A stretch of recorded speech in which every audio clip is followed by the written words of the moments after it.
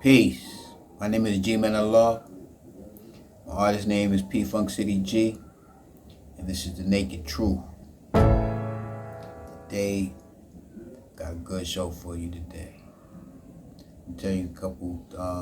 Finish up with the Bad Boy situation. How I, got my job at Bad Boy. I work with Shyne and all of that. But before we get started, I just want to give. Did someone make you breakfast this morning, or does Kai have to? Show. Welcome to another video. Cooking with Kaya. Say with me, y'all.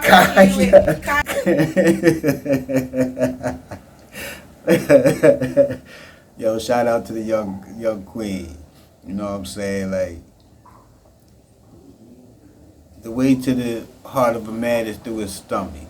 You know what I'm saying? So, it's funny to me to see, you know what I mean, like, everybody hating on her, you know what I'm saying? But, she brings something special, man. That's what everybody wants. The only thing is that she put it out in the public, you know what I mean, looking crazy. If she around the house looking like that and doing all that, that's cool, you know what I'm saying? But she bring it to a public domain, that's only, But, gotta teach these ladies, you know what I mean, by example. You know what I'm saying? Because that's what Cass is looking for, basically. You know what I'm saying? Seriously. Nobody wants a whore. Nobody wants a wife, you know what I mean? An aggressive women, but we want strong women. You know what I mean? Women who are strong in their space. You know what I mean? And the thing is, like, other than the, like, sex and all of that, like, sex is cool, but it's like, if we not getting along, and the house is dirty, and wifely duties not taken care of. Bathroom needs to be clean. House is all crazy. And, while the man is, busting his behind to provide and all of that, and that's not, reciprocated, it's going to be problems. You know what I'm saying? But every man want to take care of a woman. You know what I'm saying? And let her just, flourish in the house. You know what I mean? That's really, what the American dream was for black people, you know what I'm saying, before the 80s, before the crack epidemic, and before that crack epidemic destroyed our black society, But we're going to get into that. I just wanted to get into, shout out, cooking with Kaya. Cooking with Kaya. And now, I want to talk about Travis Hunter. You know what I mean? Young brother, taking a lot of heat. And the thing is, this is his minute to shine. I love what you're doing, Travis. I love the system. I wasn't even watching football at all. After the Super Bowl with, I forget the teams, but the brother from Compton, from L.A., was playing the Patriots. I think it was the Patriots against, what was the team? Seattle. And they didn't give him the ball for him to run, and you know what I mean? And then superhero Tom Brady comes, and you know what I mean? I stopped watching football after that. You know what I mean? So Colorado got me interested in the game again. I'm watching, trying to keep up with the schedule, and like, Googling when's the next game so I could be ready for it. And it was worth the last 2 years. You know what I'm saying? I had been hearing about them at Jackson State, but of course, once they got to Colorado, like, everybody had access to see their games and root for them and cheer for them. And Shiloh Sanders and Shador Sanders, super duper great guys who and they had the benefit of great dad. You know what I'm saying? And it's a beautiful story to see. Travis Hunter was phenomenal each week. And it was good to see the growth of that whole system that Deion Sanders has in place, and he's attracting the things that he wants and the people that he wants. It's great to see, and I wish him the best. And I would just say, do you, Travis? Do you? Do not, fall victim to what because people would try to tear you down. And there's people who you really don't want to be. Because I know you don't want to be like Bow Wow. I know you don't you don't want to be like Godfrey, the comedian, and you don't want to be like Shannon Sharp. You know what I'm saying? So who's gonna take dating advice and relationship advice from Shannon Sharp? You know what I mean? You know what I'm saying? He under investigation anyway. You know what I mean? But anyway, now I would like to correct some things that I said last week about the dreads, or just add on to it. When I said dreads and don't say dread to rosters and all of that is disrespectful on the last episode, is that the word dread is a negative word. Dread, like you dread to do something, And so that's the stigma that, the dreads have. And like I said, they're a lot like in Islam, the Nation of Islam is taught to us by the Honorable Elijah Muhammad. The Islam that's older than the sun, moon, and stars. That Islam, we research, we study words, study meanings, we study everything that there is to be studied.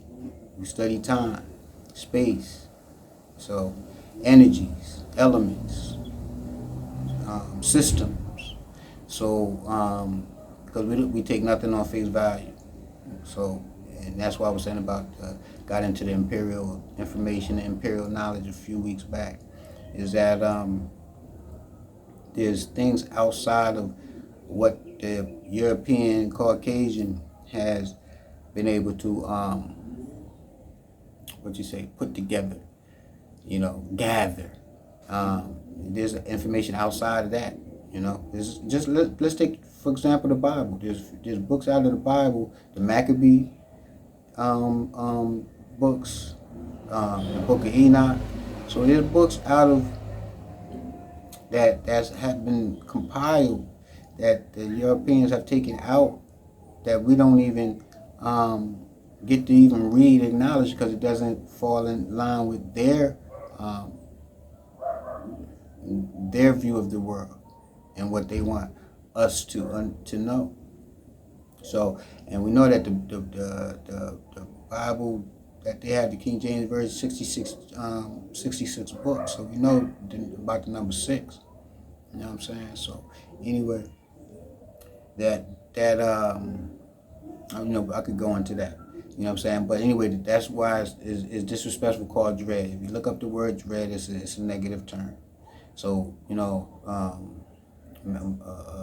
respected and respectable man and respectful man who know who God is, looks for it within himself and studies words and doesn't trust the devil, doesn't think that the devil is a ghost, knows that like God is mighty man, the devil is a man too. And so we take nothing at face value. We don't trust nothing that we read in the book, because the simple fact that it's in the book, we know whose hand it has come through. We need information that's purified and not contaminated with. So anyway, that's where the dread comes from. Now, excuse me, the Rasta comes from. You know what I'm saying? Ras means king. Rasta is short for Tafari. Ras, King Tafari, which is Haile Selassie. But I'm gonna build on that in a future, in a future episode. I want to deal with that and the correlation to hip hop, and hip hop's correlation to Islam. I'm gonna get started with that. At the end of this episode, inshallah, God willing. But that's a few of the things that I want to talk about. Also, I want to thank everyone for the who supported the channel this week by their time, views, or their PayPal donations. I appreciate it. And just it's exactly what it is. It's support. You know what I'm saying? It helps the channel. You know what I mean? So we appreciate you. And at the same time, we are a business. I'm a businessman. At the end of the day, you know, my thing is to produce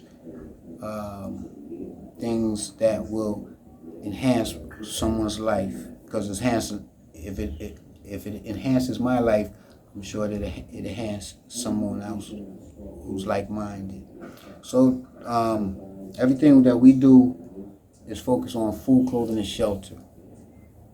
And so whenever I look to invest in a business, you know, food, clothing, and shelter is always at the top of my list. And we have a clothing line that is available on my website, t-shirts, things of that nature, hats. But here in Jamaica, what we're doing are knitting hats. We knit beautiful handmade hats. This is an example of one of them. This is a winter hat. Keep you nice, cozy in the wintertime. Alright, it's what, December 22nd right now? It's Sunday. And it's, you know, it's sun is out. I'm out, you know, no shirt on, you know what I mean, on the veranda, outside my bedroom. And I'm chilling. And I know some of you guys are in the cold, like you don't even want to go outside right now, you know. And so that's what we got in mind, is these joints right here. You know what I mean? Throw these shits on. It's stylish. You know what I mean? They look fly. They look super fly, and they keep you warm. Wear it how you like it, wear it. You know what I'm saying? But you know, we have these available. I'm gonna have a commercial popping up while I'm talking about it. This is the winter hat. This style is the winter hat. And then I got the Scullies, what I call the Scullies. You know, these are my personal favorites. This is what I do when I go out looking fly, doing a show, appearance, or something like that. I'm gonna wear this tonight because I'm going to see Damian Rich, going to his Dre Reza, you know, his restaurant. Sunday nights he has, you know, entertainment. You know what I'm saying? So I'm going to go there, listen to some music, talk, you know, with him about, you know, business and how things are going. And you know, we have a single, Still I Walk, available December 26th on all major platforms. So you can check that out. You know, I might run it. Might run a snippet at the end of this video. You know what I mean? But it'll be available. Now I'm not gonna run a snippet. I'm gonna run it when we release it, so that you can go and then, you know what I mean, stream it and all of that. All right? Because this one is the introduction to the hip hop. All right. I wanted to get. I was talked about Burna Boy last week, talking about you know, he's, you know, his infamous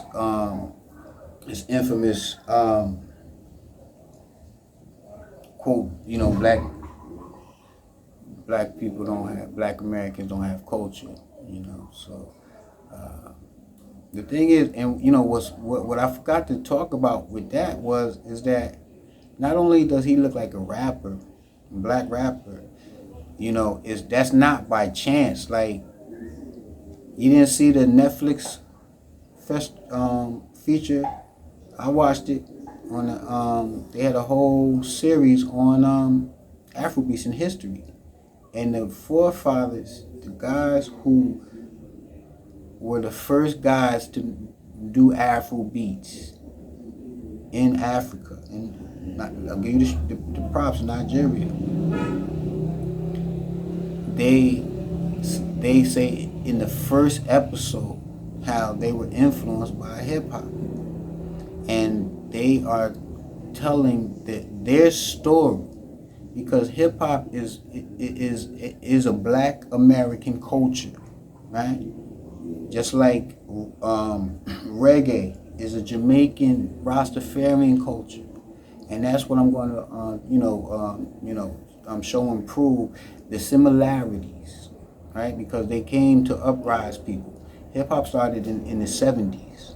It really started in the late 60s, but according to Imperial information, Africa Bambaataa and DJ Kool Herc, you know, got together basically, and Kool Herc threw a party in the Bronx, a birthday party on, what was it, April 11th, 1973, if I'm not mistaken. But on Sedgwick Avenue, 1520 Sedgwick Avenue, and if that's wrong, I'll correct it and put the correct time. But hip hop was happening in the East Bronx, in the Bronxdale projects. Prior to that, there's a great YouTube channel, The Culture, started in 1971 or something like that. I'm gonna put a link to a video because I put an excerpt at the end. But it's like hip hop started as a black power movement, just like on Rasta. You know what I'm saying? And the first influences on hip hop were the Nation of Islam. But I'm gonna get into that, a little later in this show. But I just wanted to, show that like hip hop, as it's stated now, is like I don't even want to be associated with the trap and the murder and all of that. And the thing is that hip hop had its origin in streets, like poor people music. And hip hop was the first microphone that we had. So we showed the whole world through music. And had nothing. Cats were in poverty, super duper poverty in America, in New York City, the Bronx, Brooklyn. Everybody was going through the same thing. The thing is that the origin started not with Africa Bambaataa and not with DJ Kool Herc. It started with the Black Spades. Africa Bambaataa was not a first division or an original Black Spade. I think he was at least a third generation, but like maybe 10th division. I think he was actually maybe a baby Spades, but I don't really get into his history because it's irrelevant to me, and especially because of what he's been accused of. So it's like we had a hip hop before that. You know what I mean? People that he looked up to, and he learned how to DJ, and he learned how to, what elements to have at a party, right? And the one who brought that to the game was DJ Mario. Disco King Mario actually is his name. He's from the Bronxdale Projects. And that's, if you want to find out like how hip hop started, and if his name is not popping up, you're on the wrong trail. Get off that trail. Find out who DJ Mario is. And if you find out who DJ Mario is, this is going to tell hip hop before even what Fat Joe talking about as far as Puerto Ricans being involved in hip hop. Puerto Ricans didn't even like black people back then. They didn't want to be like black people. They separated their black people. And it's sad to say, a lot of our Jamaican brothers did the same thing. They wanted to separate themselves from black Americans. Like Burna Boy, he wanted to separate from black Americans. But the thing is that the Afrobeats specifically took on the attitude and the ghetto stories of Afrobeats. And first they were emulating us, but then they started telling their own story with their own rhythms. So that's how Burna Boy doesn't know his culture. You know what I'm saying? And what's ironic is he's dating a light-skinned girl named Chloe or something, and you have babies with her, she gonna give you black, and babies gonna have black culture. You'll see. You know what I'm saying? We definitely have a culture. You know what I'm saying? But that's enough for that. And real quick, last thing on that. Fat Joe. Fat Joe was born in 1970. I was born in 1968. So we know that hip hop really started around 71, between 69 and 71. right? But it really blew up when the Disco King Mario threw the 21 days of summer jams where he was doing parties every day somewhere in the Bronx. And that's where cats was, really got to see, the movement, Jazzy J, Grand Wizard Theodore, and a lot of these other, hip hop legends, So it's like Bob Marley said, half the story has never been told. That's the same with hip hop. Like, you know what I mean? Like, there's a story before Africa Bambaataa and DJ Kool Herc. And I respect them both, for what they did. They took it from the hood into the Europeans, into the bankers' hands, you know what I'm saying? Because, we're going to get into all of that, though. All right. So now one of the topics that I want to talk about is dating. Dating in Jamaica. Like, Jamaica is the sexiest place to date in the world. What, that I've been to. Like I said, I've been to Bermuda and all up and down the East Coast, Chicago, and I've been out to LA, but, we traveled a lot, you know what I'm saying? Like, we would take, I would say, at least 3 trips a year, you know what I mean? We had 2 grandmothers, in Maryland, so we would go to Baltimore, and we would go to Silver Springs separately. Like, so one trip would be to see grandma, my father's grandmother, Grandma Grimstead, and then we'd take a separate trip to see Grandma Dade and my mother's mother in Silver Springs, Maryland. So that's why I've been around Maryland like all my life, so I know when I was saying earlier about they have the most beautiful women, that's a fact. But how could I have forgot about Jersey though? How could I forgot about Jersey? I took them for granted. Like, Jersey has the most beautiful black women. So if they the most beautiful black women, they the most beautiful women. Jersey has the most beautiful women. You know what I'm saying? Because they're like, educated, smart. And when I mean educated, like, I'm not saying like massive, which a lot of them do. But they're smart. You know what I'm saying? Like for me, I respect street smart, because with street smarts you can get through any environment. But a book smart person can't survive in any environment. So I would always take someone street smart over someone who's book smart. There's a place for everything. My accountant needs to be book smart. My lawyer needs to be book smart. I don't care if he's street smart or not, but it will help. But like, even on my block, you know what I'm saying? Like, you had the most beautiful girls, you know what I mean? And all of them still like, beautiful, attractive, you know what I mean?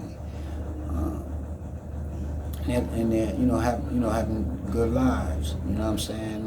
Especially like my neighbors, the Reed family, like, they had, Crystal, Nene, beautiful, sophisticated, smart, you know what I mean? Stylish, they got it from their mom.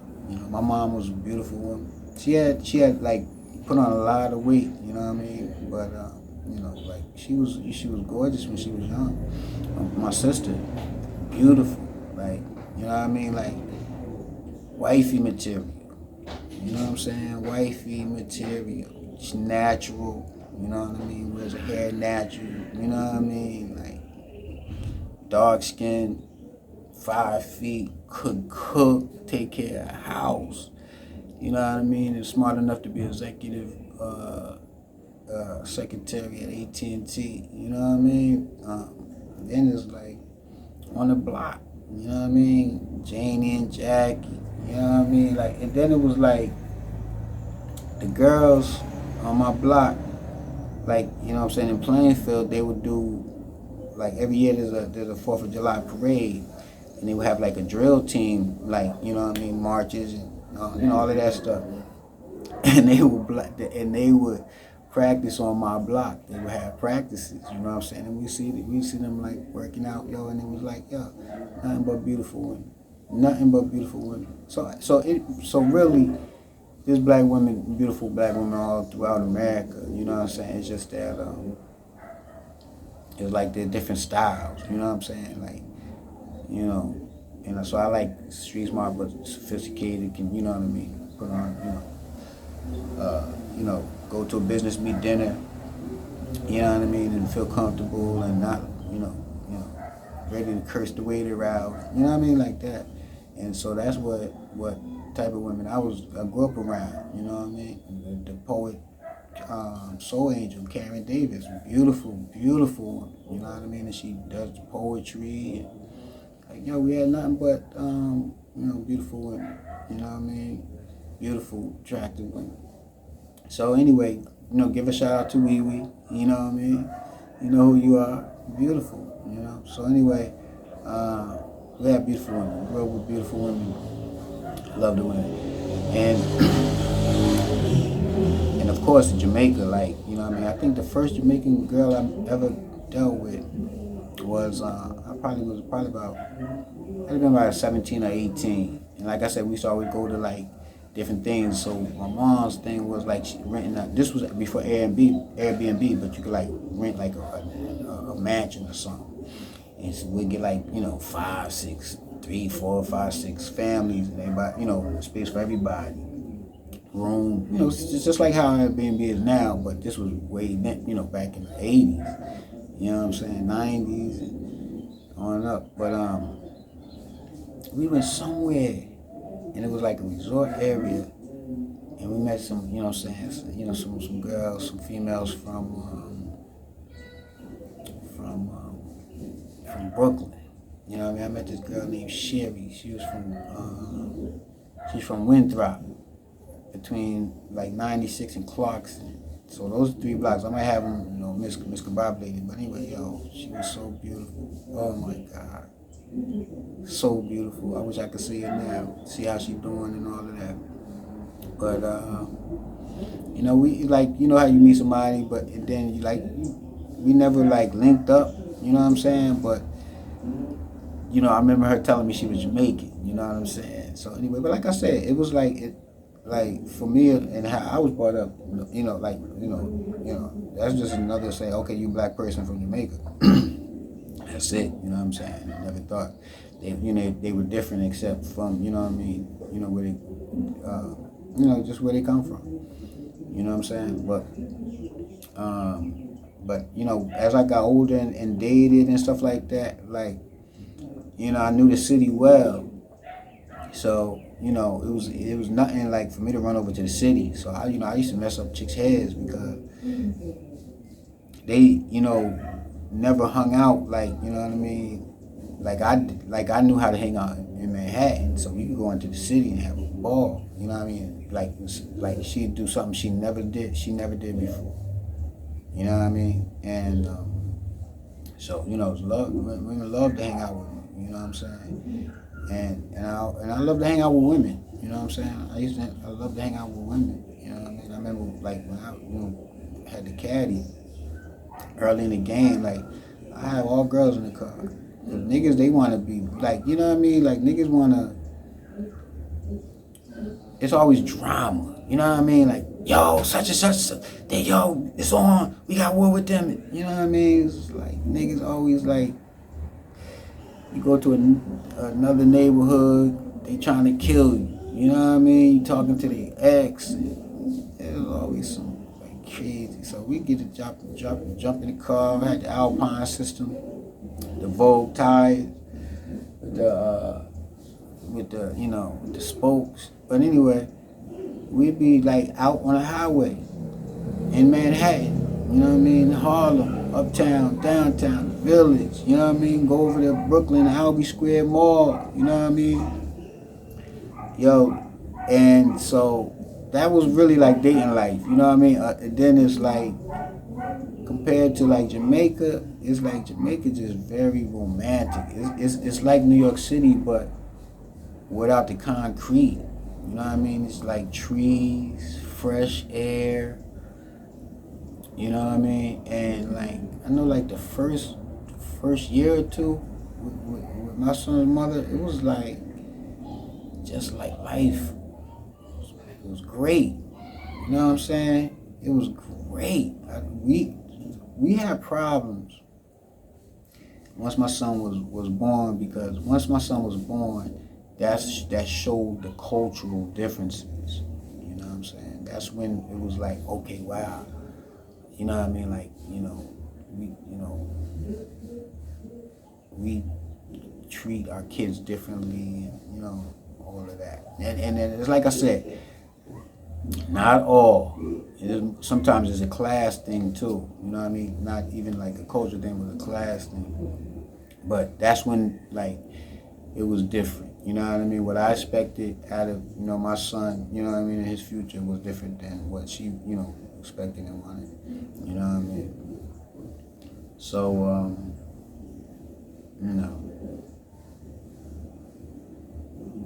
but the one thing that we agreed upon was we weren't going to control him. We were going to let him grow. You know what I'm saying? But we were going to control his surroundings. So it's not like, yo, don't do that. We're going to put him in surroundings that we have control of, so that he can flourish in those surroundings. So that was the philosophy. You know what I'm saying? It's like, let him do whatever, climb, figure out. Because one thing about growing up with around Caucasians is that like their lifestyle is completely different. How they look at the world, how they raise their kids, how they interact with their kids. Some of it good, some of it is bad. But Elijah Muhammad taught us how to study how white people take care of business,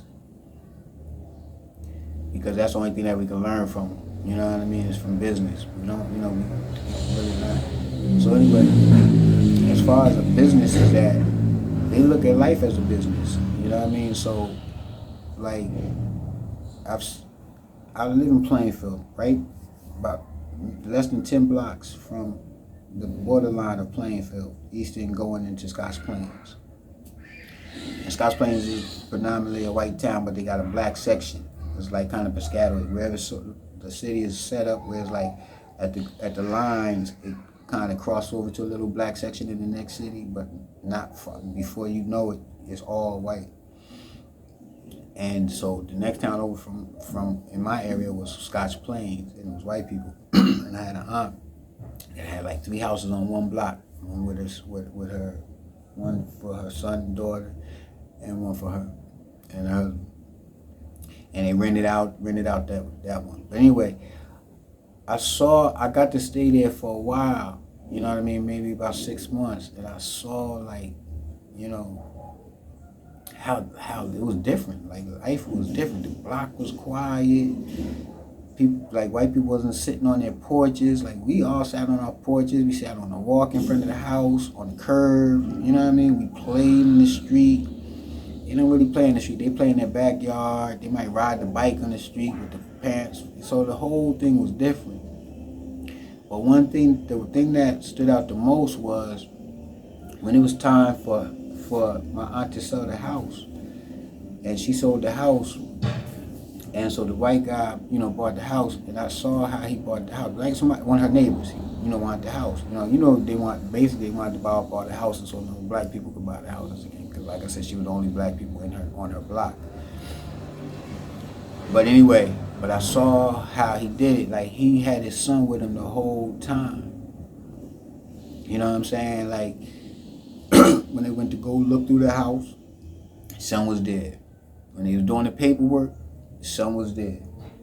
When he bought the house and it was time to like do upgrades, and he walking on the roof, the son was right there.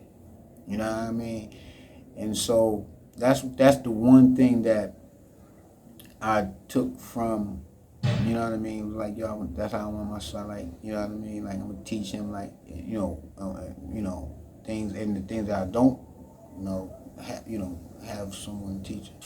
Like construction, I know nothing about construction, but I know he needs to know how to build a door frame. If you can build a door frame, you can build a house. Well, since what I was told by Mr. Mack, one of my mentors. But I remember one time we was at Rick's. This is another example of how white kids are different, right? My son was not even a year old. Like, he was probably a couple months. Now, think about it. He probably was about 3, 4, 5, no more than 5 months old. And we were at Rick's, my cousin Joel and his wife, and, and my brother, sister, father. Like, we had a great time. They came over, we took them to the grill. And, that's my part of town. Took them to Rick's. And so Rick's has like a lot, like cliff diving and everything, but then they got a stage too where they, like they have someone performing, like, reggae, or, they might have a DJ or a band with a singer. So we was over there vibing. And so we was like in like they got these lounge chairs. It reminded me of like MTV back in the days where they used to go to the like shore, Jamaica and the different islands, and they'll like do a show and they're performing. That's how it was. And anyway, make a long story short, I was surveying the room, and I seen this group of people. It was a white family and a black family. Now the white family, it was like the wife, husband. White man had sunglasses on. You know how they do, because the sun hurt their eyes. But anyway, they and their son and their daughter, and the little white boy was like, he couldn't sit still. You know what I mean? He was like, walking around. He walked on the stage, and I'm telling Sean Sashay, my son's mother, like, look at how I showed him, because I seen the difference. They was in a group. There was a white boy that was walking around, like, experimenting, exploring, and there was a black boy, the black family, father, mother, black boy. And that black boy, you could tell he knew his mom's told him he better not act a certain way, because he was like at attention, was watching, didn't move, wasn't aggressive, nothing. You know what I mean? The white boy was walking around, ended up on stage. You know what I mean? So while the guy playing the keyboard was like, they was all bugging on him and like, playing and shaking his hand. And I said, you see the difference between white people and black people? That black boy know how to act. That white boy is trying to figure things out for himself. But we taught that you better not act up, you better not say nothing, and we got the mentality kids should be seen and not heard. And that's not the messaging that the white kids get. They get, what? Okay, as long as you ain't hurting nobody, and they able to explore, so they more advanced. Even though we have a bigger brain and more potential, we are we got a monkey on our back, and the monkey on our back is fear. We put fear into our kids. Most parents want their child to fear them, and that comes from religion and all of that. We're supposed to, but it's a detriment, especially when our enemy, our opposer, our oppressor is teaching our kids the world belongs to them. So we brought up completely different with a completely different mind state,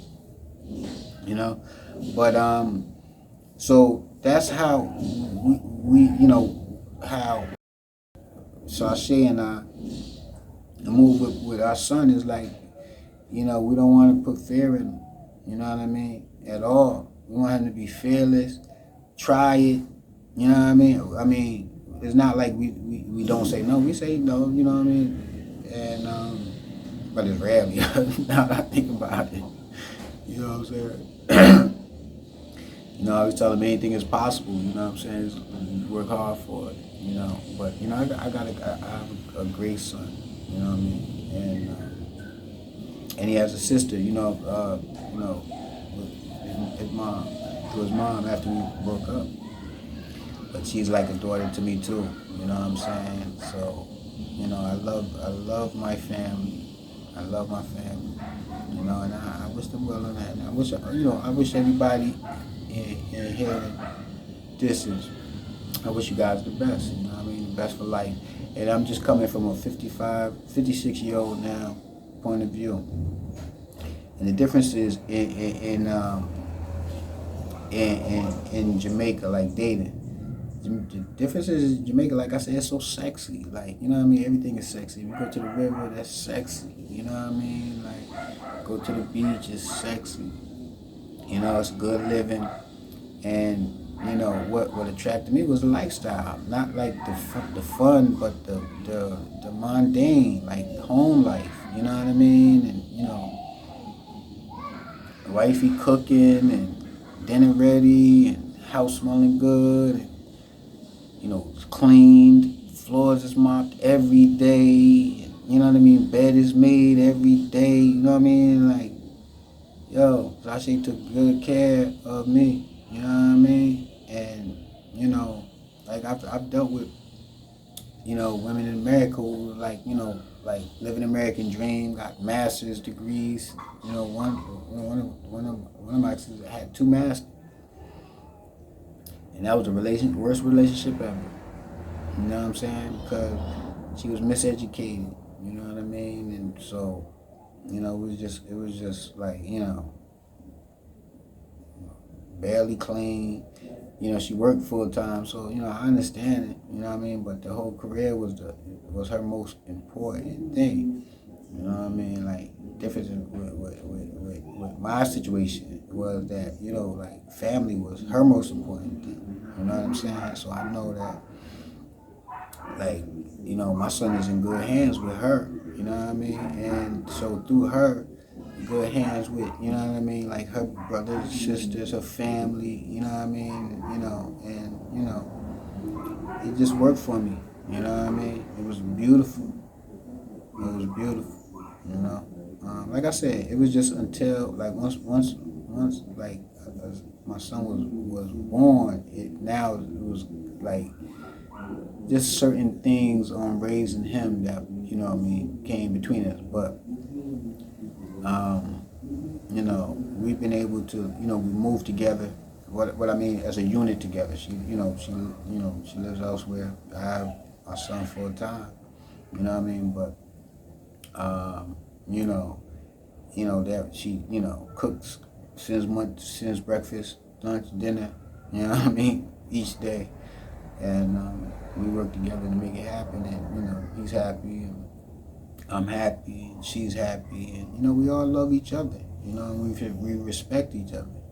And the thing is, like, love is hard work, and it's like, I'm gonna take responsibility that, she's a good woman. It was really me, you know what I mean? Like, I'm very demanding, you know what I mean? I'm demanding from you know what I'm saying, on myself. I'm tough on myself, you know what I'm saying? So I know I'm not the easiest to live with, get along with, but, I'm always gonna be honest, and I'm always gonna work hard, so, so, we would go to parties together, like, you know what I mean, like birthday parties, somebody having a birthday party. Rarely, after we got together, we rarely went to the grill, except like, one of our favorite restaurants is Sweet Spice in the Grill, so we would go there for special occasions like her birthday. But, it was more like, somebody throwing a party, we're going to go over there, have some drinks, you know what I mean, get back home safely, take some pics, have a good time, and, life is great in Jamaica, you know what I mean, there's no Great Adventures, Six Flags, and Dave and Buster's, but there's so much more, you know what I'm saying, there's so much more, so much to do, so much to see. And the thing is based on relationships. Like, you know what I mean? Like, the only way you're going to know about the fly spots like Bluefields Beach is the, like have someone who's native to Jamaica show you. You know what I mean? Like the resort is only gonna have certain things for you to see: Ocho Rio, Dunn's River, um, you know, Rick's Cafe, the Hip Strip in Mobay. And most of it's gonna be, in the resort. You know what I mean? It's like, I don't like that stuff. You know what I mean? I don't like that stuff. Like, instead of having servants wait, bringing me drinks and all of that stuff, while I got sunglasses on, hat on, expensive cologne, brand new swimsuit, don't even go in the pool. Man, nah, I'd rather have, a beautiful woman cook me a meal, you know what I'm saying, while I'm rolling up the spliff, you know what I'm saying, and chilling, you know what I mean, studying, you know what I mean, working on something, you know what I mean, and you say, yo, it's ready, alright, you know what I mean, that's what I like, you know what I mean. Okay, now we're gonna go to the grill for, take the kids to get some pizza, you know what I mean. So it's like, it's a great life, and the dating is different, but it's more sexy, it's more sexy. You could take a beautiful woman to the beach, you know what I mean, and like make love in the sea, you know what I mean. It's like, yo, it's crazy, or in the river, you know what I mean? It's like, it's just different. You just gotta, experience it, you know what I'm saying? The only way you're gonna experience it is coming over here, me and you a fine woman. One of these fine women walking around here. And, they look, like they have their natural look now. This generation coming up, older women, like, a lot of, they're naturally beautiful. You know what I mean? They're naturally beautiful. I haven't been over in America in 50 years, so hopefully it's the same over there. But it's beautiful to see, like, just natural, beautiful women. There's nothing more beautiful than a black woman in her natural state. Nothing is more beautiful. And what happened is the Caucasians are, women are ugly.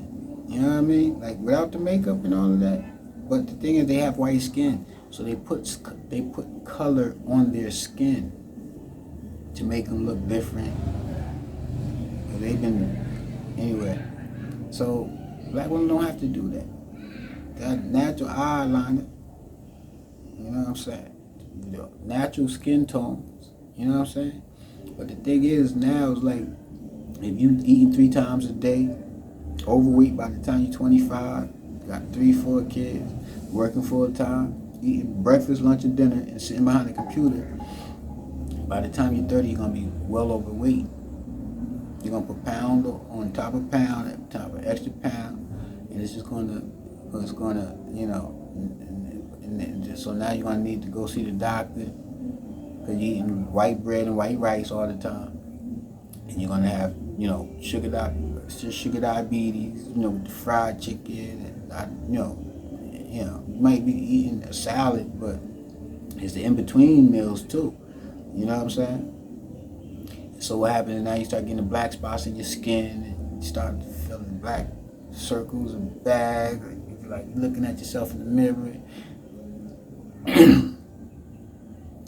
And so now it's like you become like the Caucasian woman, where it's like you don't like what you see in the mirror, so you want to cover it up. You know what I'm saying? And it's understandable. But if we lived in nature provided to us by God, we would find ourselves beautiful, because we're eating properly, we're getting movement, exercise, air, fresh water. Me and my son went and got fresh water this week. Every 2 months we go to cave to get water, and fresh water. Go to the river, fill up bottles enough to last us about 2 months. I paid $2,500. Paid the taxi driver $2,500. That's about $15. And I don't have to buy water for 2 months. You know what I mean? One of the big jugs is like $500. You know what I mean? So like within 4 days, it's worth it. You know, and that's the thing that's sexy to me. You know what I mean? Being out in the sun, working. You know, and here it's like, you know, like here's the culture. Like you do things in the morning or in the evening outside. So it's like you want to get that sunlight before 10 o'clock, and you want to be inside. Then after maybe like 5 o'clock, you coming outside. You know what I'm saying? Because when the sun is at the highest peak, it's it's crazy hot. It make you feel like you're gonna melt. You know what I'm saying? So you do everything, all the strenuous hard work before 10 o'clock. We go to the river. You know what I mean? And fill up the jugs and, you know, break a sweat and do, you know, work as a team and to live good. And like I said, my mother, I get that from my mom's because we used to do that. You know, my mother used to fill up the trunk. She had a big Chevy, and she would fill up the trunk with, you know, old milk cartons and stuff like that. And we go to like Woodbridge, Edison area. They had this pipe. You know what I mean? It was what you call it? It's like untouched water. Like they don't put no chemicals, chlorine, fluoride, nothing in the water. Pure water.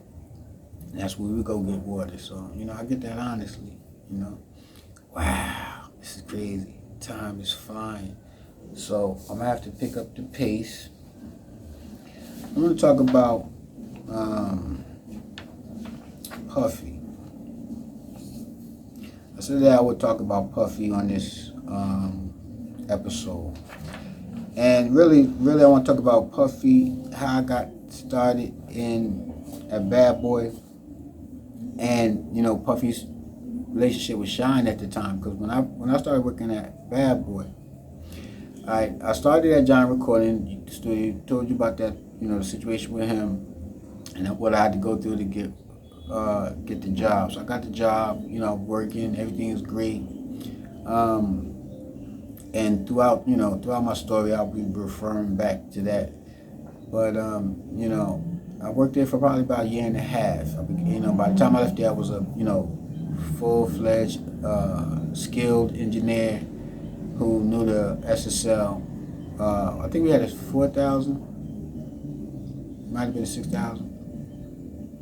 But I was ready for anything in music. And it was crazy because Giant Recording Studio was a studio for like we did music and we did like jingles. There was a jingle company. So with the jingle company, they would come and create music for commercials and do all the studio work there. So we were able to, like, you know, do a lot of mic techniques, record live instruments and all of that, which translated to me being able to do live music. But you know, Doug Pell, my mentor, he closed the business. Had other opportunities he wanted to explore. So around that time,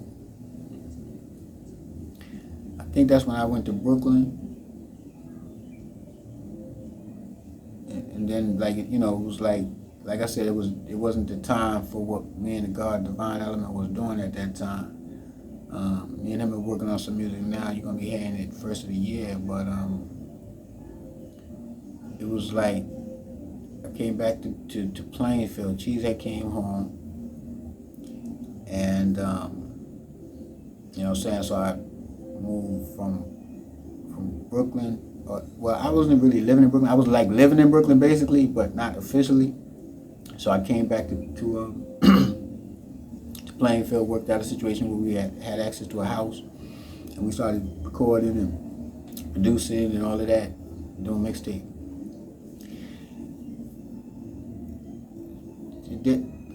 There was a situation that arose through one of his baby mothers, you know what I mean? So it was like, I left that situation. I was like, you deal with that, I'm moving on. Ended up working at, you know, like put my resume out. Bad Boy got my resume. And probably a few other, I think Quad Studio, where Tupac got shot. I worked out there a couple times. But I went, you know, Bad Boy called me. So they, called me for an interview. I had the interview. I was qualified. They asked me the questions. I answered the questions that I needed to question. So everything was going great. It was Sash, Sass. It was like, I think she was an Asian girl, like Chinese, or Philippine, something like that. Very attractive, studio manager. And so after the interview, she was like, "Yo," she said, let me just tell you, like, you're working here is like, yo, niggas don't play. You know what I'm saying? So if you see something, hear something, yo, you don't go talking about it, because niggas will fuck you up. You know what I mean? So I'm just gonna, I just gotta tell you that. You know what I mean? But other than that, it's just business as usual. So I understood that going into the game, into the business. You know what I mean? Like, this is something, this is something different, And like, so I got to working right away. I was working with one of the major projects was Shyne. Shyne had already had what's that big record? I forget the name of the big record, but it was with Barrington Levy.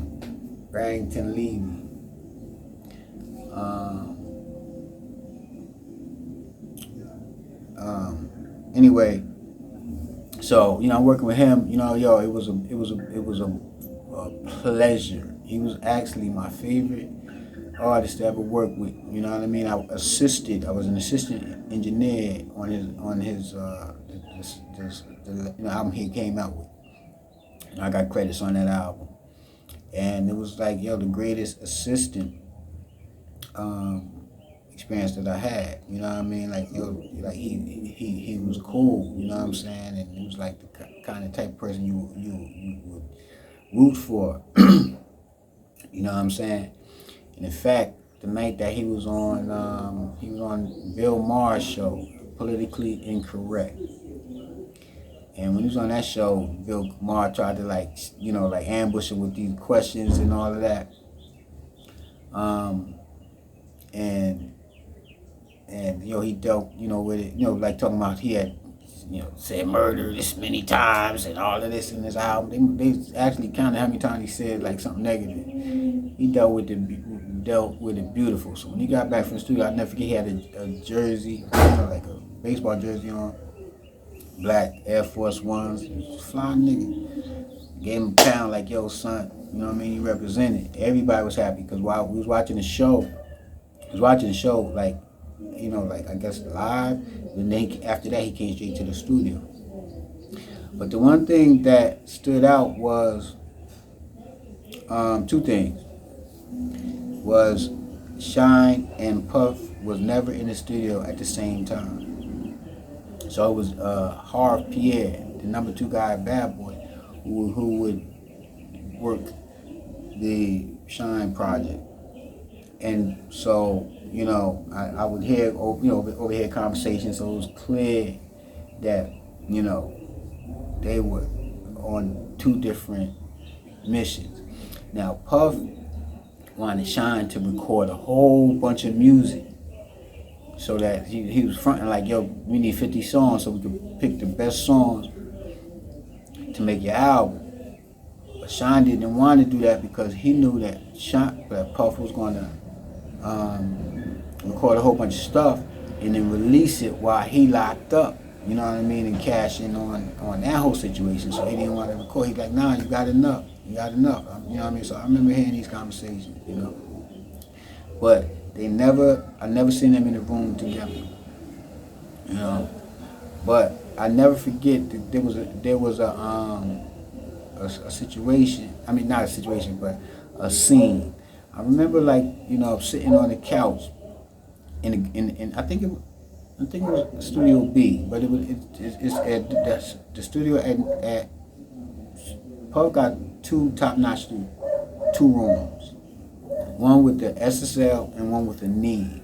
So the room with the Neve, we were in that room, and you know what I mean, like, this was before making the band and all of that. And I always used to tell cats, I was like, yo, man, I used to sit back and just watch. And I used to tell cats, you know what I mean, they may be sitting next door to me and they were like, yo, what you up to, G? And I'd be like, yo, man, I'm just watching TV. You know what I'm saying? Because it was like watching a show. I would just be watching cats. You know what I mean? And it was, it was like so much BS. You know what I mean? So many phony cats. You know what I mean? And ass kissing cats. Trying to get close to Puff, and Puff is the god in them walls. You know what I mean? The god. And like I said, he's very smart, very talented. You know what I mean? And got good instincts. You know, but you can tell. I mean, he a cornball though. You know what I mean? And hip hop wasn't born on cornballs. You know what I mean? Hip hop was born on revolution. You know, and it was like, I'm a prime example of hip hop. You know what I mean? Cats like me, rebellious cats. You know what I mean? Who do it on our terms. The ones that the teachers hate. We on first name basis with the principal and the vice principal. Teachers know who we are when we coming in their class the first day of school. And having conversations with us. I'll never forget in 7th grade, Mr. Lombardo. Me and him had great rapport. He was the woodshop teacher. And he came to me and was like, yo, George, what's this I hear about you? The teacher's always talking about you in the teacher's lounge. Like, what's going on? Like, I don't see it, but what's going on? Like, he couldn't figure it out. Like, them teachers, like, they would be talking about me in the conference room. That's hip hop. You know what I'm saying? Like, we are the cats who do things different. You know, the establishment hate us. We're the biggest threat to the establishment. So that's what hip hop was built on. Hip hop wouldn't exist without the teachings of the Honorable Elijah Muhammad. I'll just, put that out there like that. You know what I'm saying? Hip hop was the voice of the unheard. Hip hop had nothing to do with a trap house, running drills, or anything like that. It was intellectual. We had artists like Public Enemy, Jungle Brothers. I mean, the list goes on. And I mean, from the early inception of the message, so what happened is we were the voice of the unseen, unheard. Like when you go to the news and you turn on the news and they're interviewing a black person, it wasn't somebody like me. It wasn't someone like KRS. It wasn't somebody like,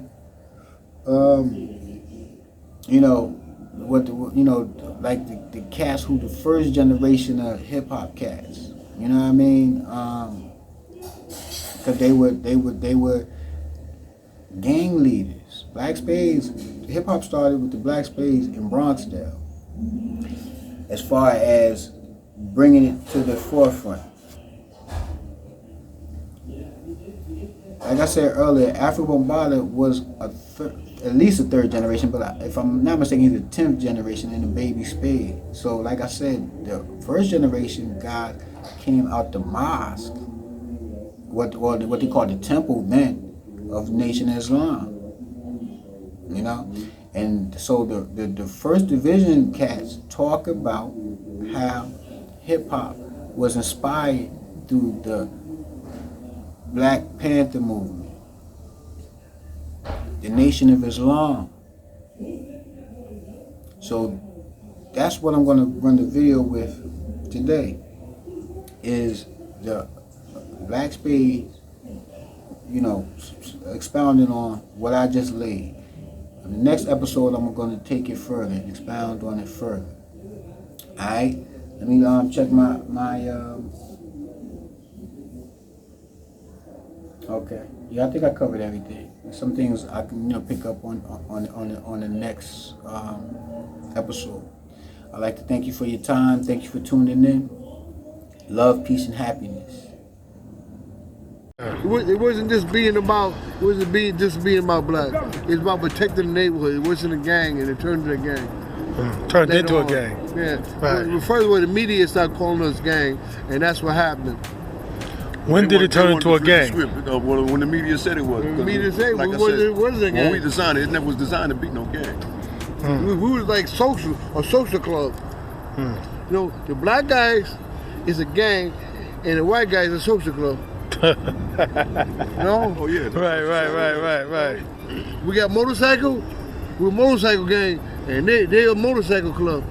Different. Big difference. Anytime a black man standing for himself, the titles become way different. That can go into any white man's neighborhood, and they can come outside and they can patrol their neighborhood. They become neighborhood watch. Yeah. We become thugs when we do it. Yeah, which is crazy to me. To the neighborhood. We become thugs just for protecting ourselves and our rights. Right. Yeah, that's the whole thing about that. Remember, before all that, Bobby Seale, Huey Newton, them started protecting it and guarding their own family and friends. And we just try to base our thing behind that philosophy and Malcolm and Elijah, you know, Nation Islam. So, you know, each one teach one, and each one protect one. And so, you used to go out in the community, you used to always get beat up. Or running home because your life is in danger, because you just want liberty, freedom, like everybody else, but you couldn't do that.